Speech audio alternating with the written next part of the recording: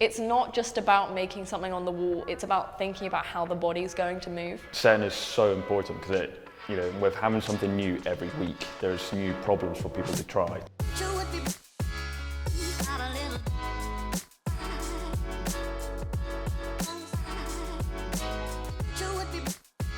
The day before, a team comes in and strip the walls. And everything would come off and then be taken out, where it would then be washed. And then on Wednesday morning, we bring all the holds and volumes out that we want. Lay everything out on the mat. And then you'll have almost a discussion just before starting with the head setter. And then you'll run through pretty much who's going to set what, where. And then we start with the biggest shapes first. So big macros, volumes, big features, etc. Often we end up setting the purples that use macros first, but also today Matt set with the big blues first because he had an idea. And I set with the blacks because they're delta holds, they're giant and they take up a lot of room. So if you don't get them on first, they just won't fit. Basically, we have a job sheet for the day. So we have to tick off the job sheet, follow the grades. There's a spread of grades per color. So in the V1 to 3 circuit, it's like a V1, 2 V2s and a V3, just so there's a spread and we don't end up all setting a V3 in blue. And then once that's done, then we start using slightly smaller holes, which will fit around all the bigger holes. Sometimes you might come in with an idea. That's quite rare. If you go in with too strong an idea, it just makes you a bit too rigid. I think the beauty of root setting is, as you're putting things on the wall, it sort of reacts as you're building it. And then, once you've rested, you obviously warm up, get your shoes on, and then we'll start testing, and we'll start pretty much from the easiest boulder, and then go right the way up to the hardest.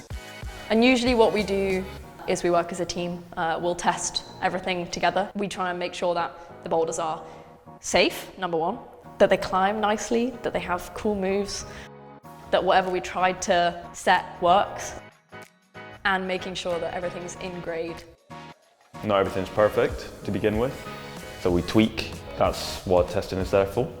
Sometimes you do get it right and literally it's like minimal tweaks, or sometimes it's like perfect, which is rare, but I would say most of the time everything will be tweaked a little bit, it will move a bit, we'll add some footholds or take some off or make it harder, that kind of thing. So it's rare that you get it right first time. And once we've done that, we'll just make sure that everything is pinned. Also, all the screws have gone in the holds, and just make sure everything's solid. Down climb jugs will go on. And then, once we've done that, we'll clear everything off the mats. And then, it's pretty much good to go, and it's open for all customers. And within about 30 seconds, everyone's just jumping on the new area.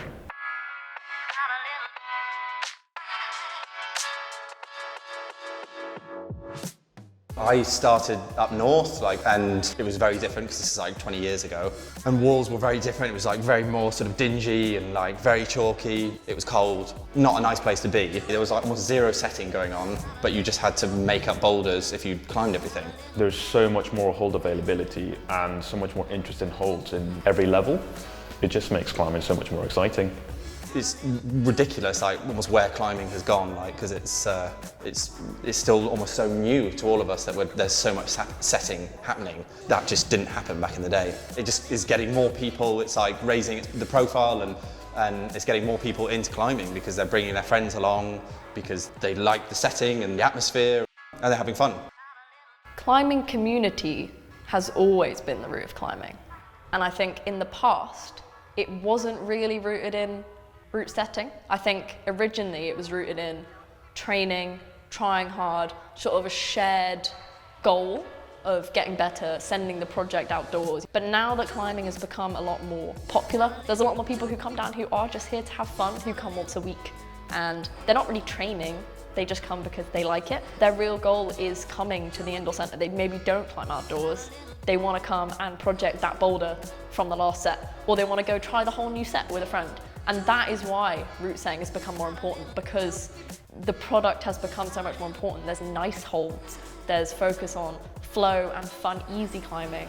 And also, climbing used to not be very nice. There was a lot of gross, sharp, outdoor style holds, and now we have nice shiny macros and volumes and boulders that start at V0, not V5, because it was just for training. You can either enjoy it by yourself, figuring it out, or you can work with a group of people, and it just makes it all that bit more exciting. Having that fun element with everyone just makes it so much more engaging.